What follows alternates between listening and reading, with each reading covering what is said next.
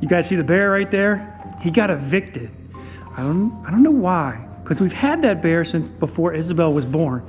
And the way the story goes is, we were shopping at Costco one day and I saw the bear and I loved it. I fell in love with that bear. My wife was probably 8 or 9 months pregnant at that point, and she was like way out to here. And we were driving our Civic. We had, I don't forget the year, it was a 4-door Civic. They weren't real big cars. We kept it up until a couple years ago. Emily and I stuffed that bear in the back seat. It was funny. I stuffed the head, or actually I grabbed the legs. I put the legs in first, and then Emily grabbed the torso, and she is pushing and I am pulling, and we can't get the thing in the Civic. We can't, it's so big. And by the time we were done, it had covered up the whole back of the Civic and came into the front portion too. Absolute hoot. We kept that bear in Isabel's room for a year or two, and then eventually it got down in the living room, and it got evicted from the house. Emily doesn't want it in the house. So there he is. That's the bear. If you ever come to the farm, you get to meet the bear. Hi everybody, my name is Kevin and welcome to Milgat Farms. Right behind me is Big Shiny. Big Shiny's an evaporator, and today, Big Shiny's gonna go to work. I can't wait. It's gonna be a good day. We've got some water in. Let me show it to you. For you guys that don't know what I'm talking about, maple water. It's really cool. We gotta get up on the tank. You guys look down in there. That is sap from a maple tree. And what we're gonna do is we're gonna RO that water and we're gonna boil it and we're gonna make some maple syrup. If you're new to the channel, we happen to be Virginia's only USDA Certified Organic maple syrup farm. It's pretty cool. We do a lot more than maple syrup on the farm, such as animals and a B&B. We got a lot of different animals. I'm thinking about that in my head. Lots and lots of them. So check out some of our other videos if you will. Always something happening on this farm. The other day, Jeff came over and so did Nova. They're the owners of the Blue Elk Coffee Company. And they came over and helped me put my evaporator back together. Got a little more cleaning to do on it, but it won't be long before we can make some maple syrup. In any sizable maple operation, the key to the whole thing, if you can believe this, at least in my opinion, is the reverse osmosis machine. Without it, you'd be boiling for days and days, just like my neighbor Mr. Timmy does. He makes some really good syrup just down the hill from us, not far at all, but it takes him like 30 or 40 hours to make 5 gallons. This guy right back here will make delicious maple syrup in about 15 minutes once it's been primed, and that's what we're doing today. We're gonna be priming this thing. It's pretty cool. But first, we gotta check the sap, make sure we're good. Gotta get the RO set up, and then we're gonna start RO in the water. In about an hour from now, we're gonna be able to put the sap in here, which I'm gonna show you guys, and then we're gonna start boiling. It is really cool. So come on guys, let me show you how it all goes down. Okay. This is our first sap run. So we're gonna test the water just by tasting it, and then we'll do a sugar content test on it as well.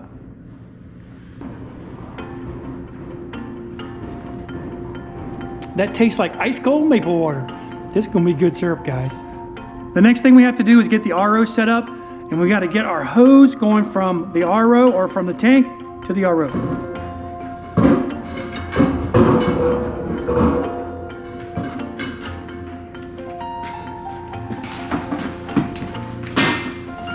I think my freezers were here last year.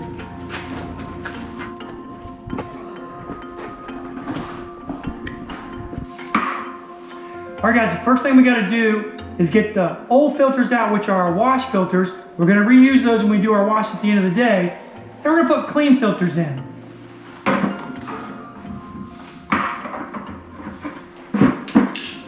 gonna take my glove off because it is definitely gonna get wet.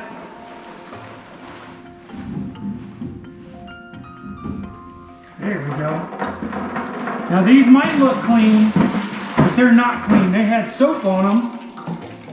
I'm going to rinse them out, rinse this out as well.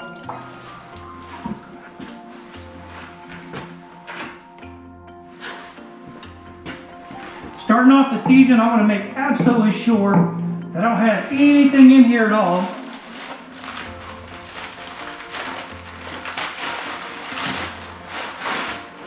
So I rinsed them out. Now we can put these little guys back in and get ready to RO some water.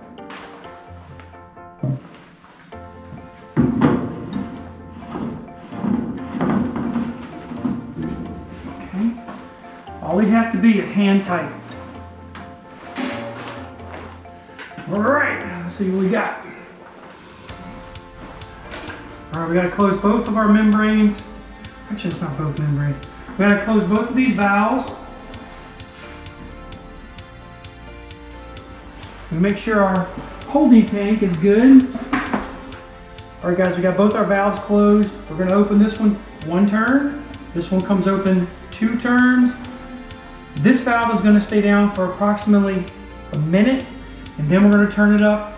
This is our permeate valve. It's gonna be dumping permeate into here almost immediately. When I say that, of course, it's gotta go through the whole system. Then it's gonna dump it in there. I gotta turn on the valve. Open up my valve. My gate valve by the door gotta be open. I'm gonna turn on the valve for the tank. You can hear it coming in. So the water's getting ready to come in. Now we're gonna turn the machine on.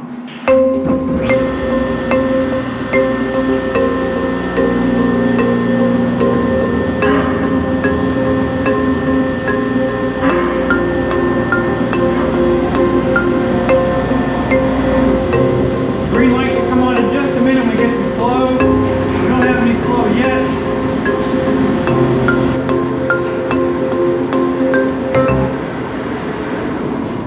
And if it doesn't work, you just start it over again, that's all.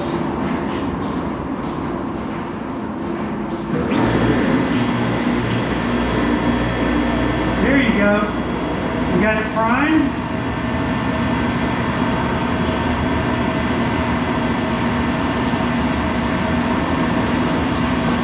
Here we go. We're gonna wait a minute. We're gonna wait a minute so all the water that's in here currently that we used to rinse it with is gone. And then we're gonna turn it to concentrate and set our valves where we need to set them. Okay, of course I'm having a senior moment, guys. What we need to do, now that we've got flow, and we don't have perfect flow yet, we almost do. Now that we have flow, it's time to turn the second stage of this on. Okay? Now the second stage is on, what we need to do is adjust. I got air coming in here somewhere. Now that the second stage is on, we need to adjust our gauges and get it right where we want it. Okay, we got a little leak here.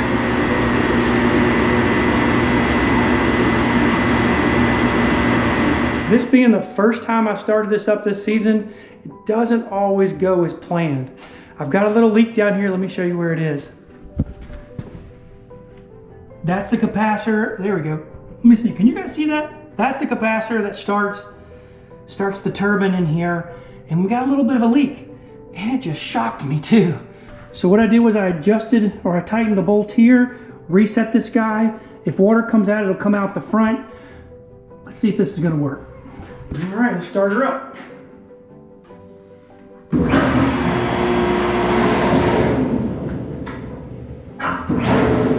Helpful if you turn it on.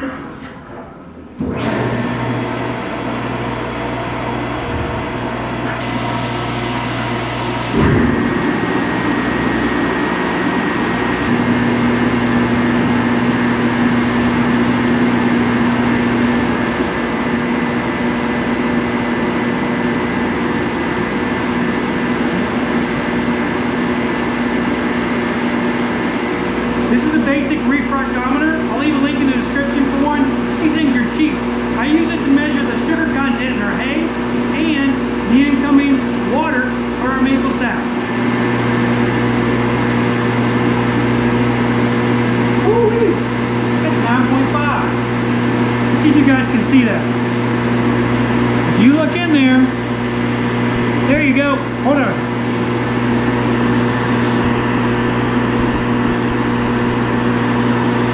You guys see the scale? I know, it's really hard. Should show you about 9. That's crazy talk right there.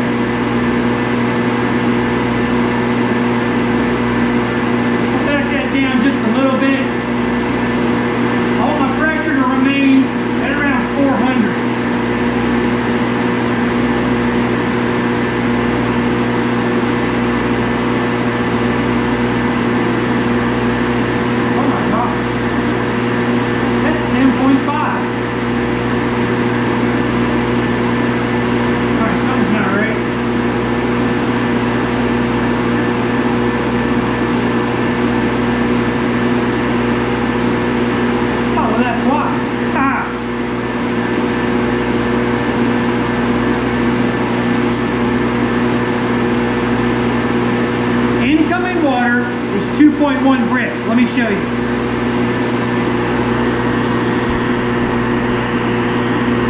See it? I'm trying, guys. Hopefully you saw that.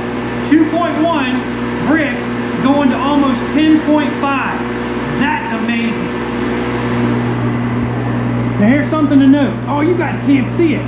It's 38 degrees of temperature of water coming in.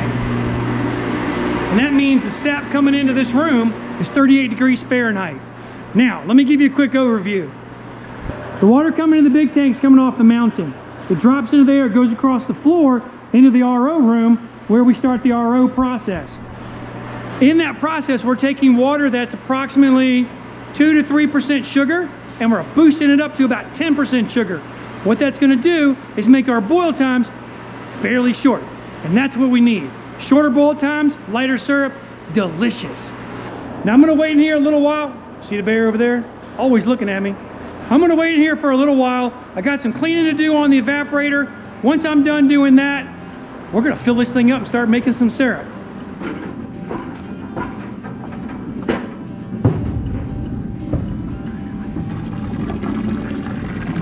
Right there, guys, is the concentrate, and we're looking at about 12.5% sugar.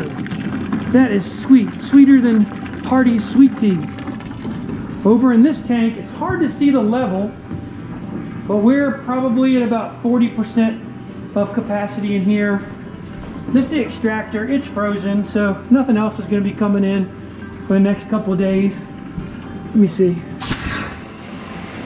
Get that last bit of water out of there.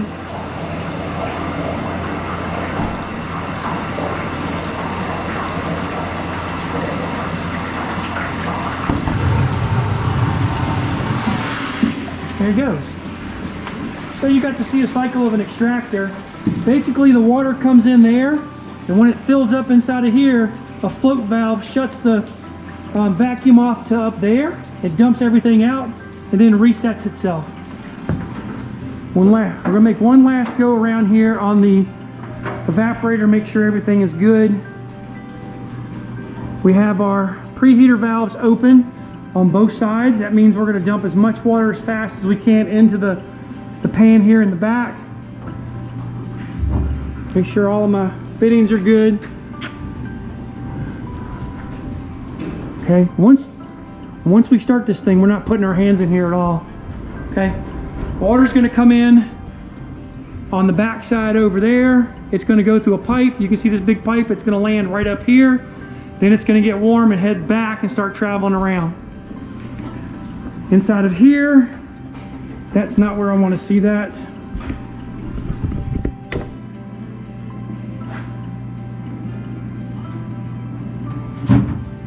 There.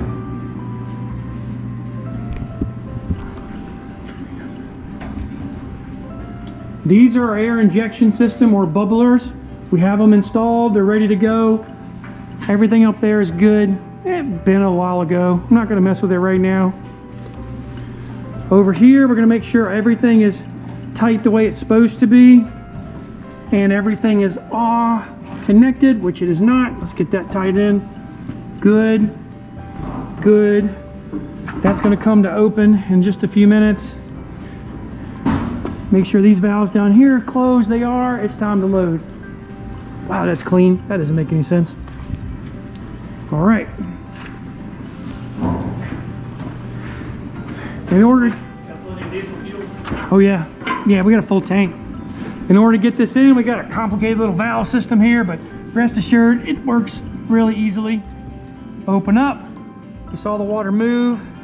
You can see the sugar in there. Goodness. Okay, let me show you what's happening. Yep. Yeah. So this is the preheater Lud. You guys see Ludford over there? He's on the other side of the evaporator. So what's happening right now, guys, it's gone through the preheater, which is up inside of here, but we're letting it fill up in here first. So it's going all through the preheater until we get the levels correct down below. Once they're correct, we shut these guys off, and then the floats will then take over and monitor the level in the syrup pan. Also, what's going to happen Once the back pan fills up, the front pans are going to fill up too. They get to the right level, the float's going to shut off. It's going to keep the syrup level. Here he goes. Oh, here it's coming in now, guys, you see?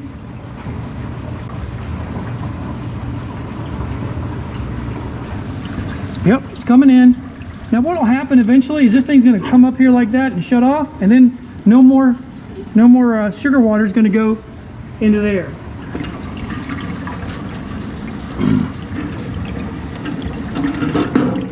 Uh-oh, that didn't work. Bad juju.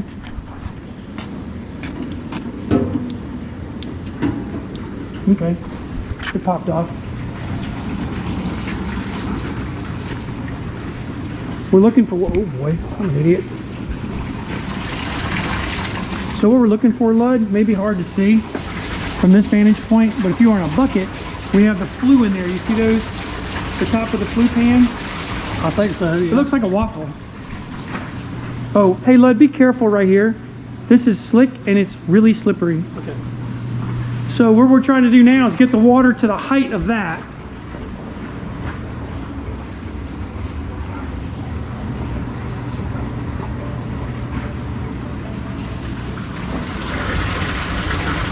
We don't have it in there quite yet, guys, but in a few minutes it's going to be up where we want it, and then we'll let the float take over. It's usually this point in the adventure when I forget something.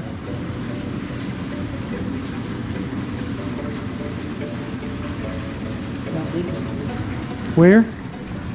Where's it leaking from? Oh my gosh. Hold this, please. Got it. The gasket. Yeah, if there's even a gasket in here, I don't know. See, the gasket's not where it needs to be. I had problems with this the other day, trying to get the gasket to seat. It simply just wouldn't do it. It was back there, it wasn't here. So what we're going to do, once I get this out, okay. All right. Try to get some little dice here.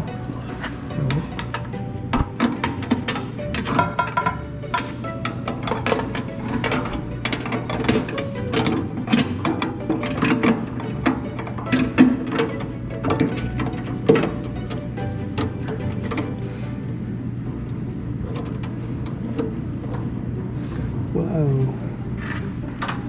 The connection's practically made when you put that clamp on it, but it's completed when you get that thing tied down. There we go. Okay. The string worked out like it should. You see it? It's a little thicker than normal water. Yeah, it is looking like it's a little bit slimy. Or sticky, rather. Yeah, sticky. All right, now back to open. The float is doing its job. Now this will go like so. It'll sit down here. This is going to continue filling up for a minute.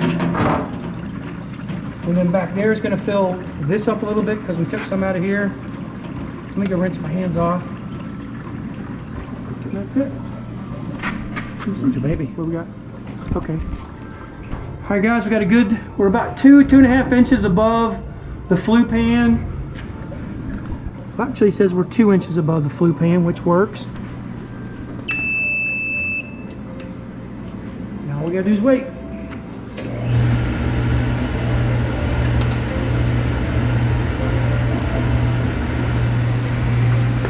Right now we're at 40 degrees. We were about 30, 35 degrees just a few minutes ago. We don't have light off yet, but you'll hear it in just a minute. It'll sound like thunder. Or Ludford clearing his throat.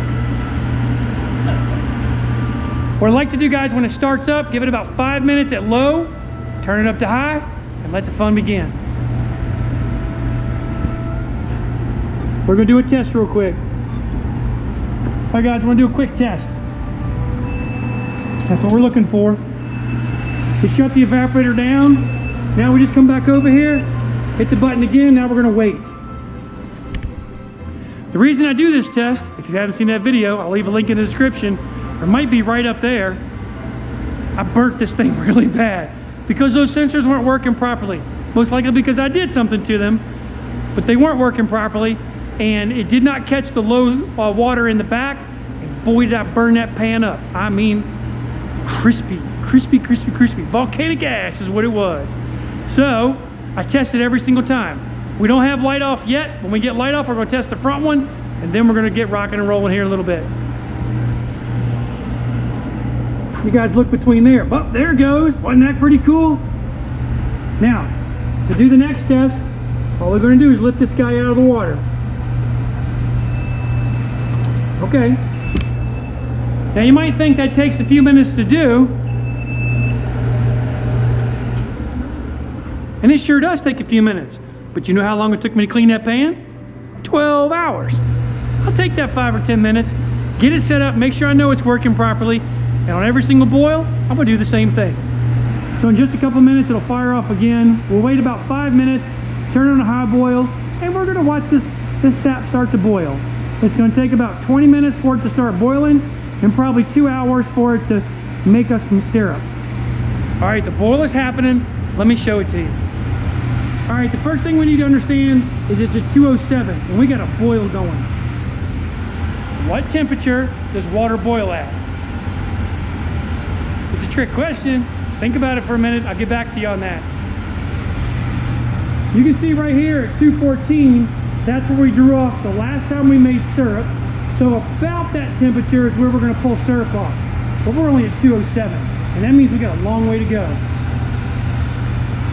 And as we walk around this, the things we want to look at are our height of our syrup pans, which are right here. You can see we got a good boil going in there. We got a little water coming in right there. You can see it. This is the float assembly for the syrup pans right up there. The next thing we want to look at is the height of the water in this pan right here. And we're looking at about 2.5. I feel good about that. We look inside, we got a good boil going. So right now, I don't have the bubbler going. I'm not gonna run it. I may not run it today at all. We'll wait and see. But at this point, I don't need it. This is the very first boil. It is working. I had to do a couple of adjustments to it, but it is working. So let's finish walking around the evaporator. Let me show you what it looks like. So as we go around, this is the rear float box. Let me show you what's happening in here. All right, let me go back over here. It's probably a better way to do it. All right, water's up there. That's the concentrate. It's coming through here. I'm just hanging those to dry. You can see that water right there. It's gonna go through the preheater and get warm. It's gonna come out of the preheater right over here, and it's gonna flow right on down into our box here, and this is gonna maintain the level of the back syrup pan, or the flue pan. I probably have another 2 hours of boiling before I get syrup. I'm kind of thinking in my head about that. It may be longer, hey, it may be shorter, don't know. Now I do know we've got about 1/3 of a tank of 12 bricks water, which is amazing, and it's gonna boil, and it's probably gonna make some syrup tonight. We're still ROing water, that's going on in there, so it's sort of a hurry up and wait right now. It's not a sit on your bum and do nothing kind of day, because during a boil with high sugar or high bricks water, it doesn't act normal. Now, mind you, 10 bricks, 12 bricks, that's not a true high bricks, but from what it came in as, which is 2.5 to 12, that's a lot of difference. A lot of times we'll recirculate that water back into the sap that's coming in, RO it again until we get to about 18 or 20 bricks and boil with that. That's a whole different animal. If you've never done that, you know, you can leave a note in the comment below. I can give you some ideas of what's going to happen, because it happens to me every single time. This thing does not boil the same with high bricks water. It's not that you can't do it, you just gotta watch it like a hawk. That's a fact. We're probably gonna make some syrup today, and if we do, what we wanna do is have that filter press ready to go. So let's go in there and get that set up. So guys, I got junk everywhere. My tools were wet the other day. I didn't want them to dry in the box, so I brought them in here. This stays warm about 60 degrees, and so it's all dried out, and eventually I'll get them back in the box and get ready to go back up on the mountain.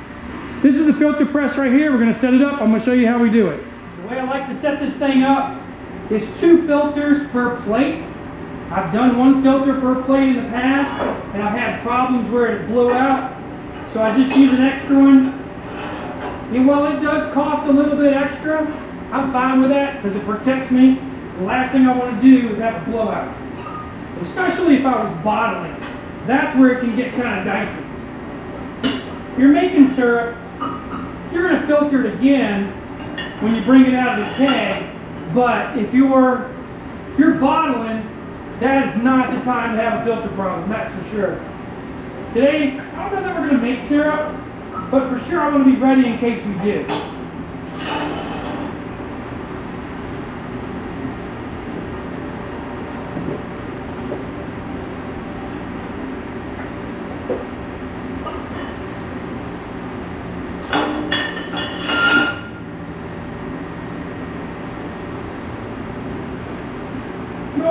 Hey.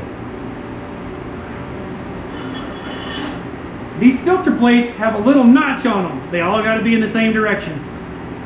If they're not in the same direction, this filter press is not going to work. Ask me how I know.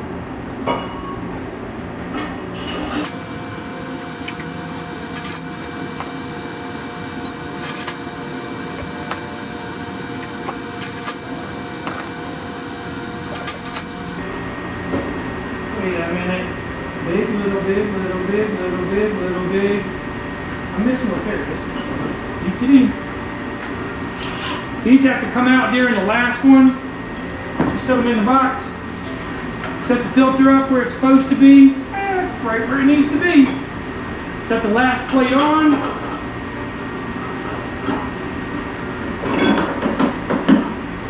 We've got our two fat washers, all stainless steel. And our locking, I don't know what you call these, like a wing nut, big fat wing nut.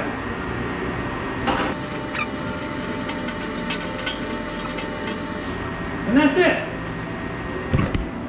Now that this is all set up, we got to get the hoses and take it and set it out in the barn so that when that syrup comes off, we'll be ready to filter it and put it in a keg.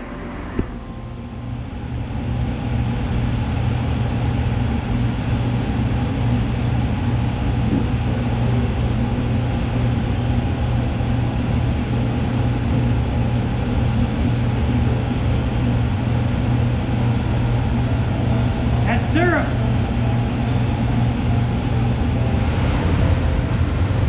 That's the first draw of the season, and that, my friends, is maple syrup. We're drawing off around 213, 213.8, but I know we've got syrup in the pan, so we need to get it out of here. I'm gonna draw off until we can keg some, guys. So as syrup comes off, it has to be replenished with something, and this is the flue pan, allowing that water or that sap to come in here. Actually, at this point, it's almost syrup. Then it's going to go into here, and it's going to wiggle its way around until it comes out here. The syrup has come out. It's in the pan. It's about 200 degrees. We're going to mix it with some diatomaceous earth, and then we're going to filter it, and we're going to keg it. Our first syrup of the season.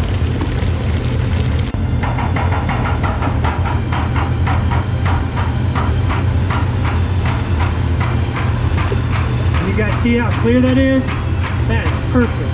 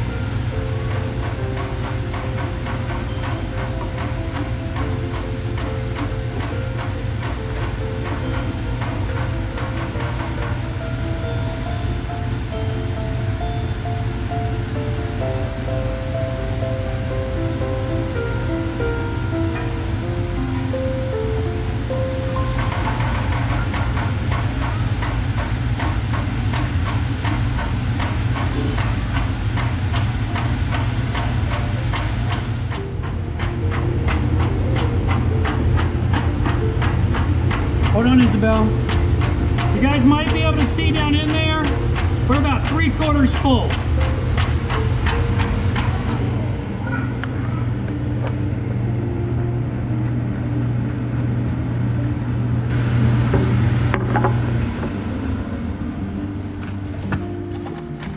There we go. All we got to do is clean the top off and set it on its side. Isabel, what's your favorite part of making maple syrup? Eating the syrup. Eating the syrup. It is pretty good. You can tell in there that the water's turned a different color, and that's on its way to becoming maple syrup. Up here, in the different pans, we have different sugar contents. Pretty soon, guys, I'll do a video on this more in depth. This was my first night boiling. It was a great night. Only made a few mistakes. Found some problems with the RO, got to get them fixed. But overall, it was a good evening. The kids came up a little while ago. There's Isabel and there's Gabriel. And they came out to help a little bit. And now we're done. So it's time to call it a night. It's only about 7 o'clock at night, which is not bad at all, given the way normal maple season works. Thanks everybody for watching our videos. Do consider giving us a thumbs up. And until next time. God bless you. That's right. God bless you guys. I'm Cecil. Follow me. Come on, let's go. We have to go. This is my best part. You see right here? There's always extra, and Dad always wants me to lick it. That's pretty good stuff, isn't it? We're going to clean this thing tomorrow. I'm going to clean this thing tomorrow, guys. In the meantime, I'm going to see if these guys can lick it clean. Come here, Gabriel. we'll lick it right over here. Look at the Look bubble. right there, buddy. What's that? You can lick it if you want it. It's maple syrup. Yay.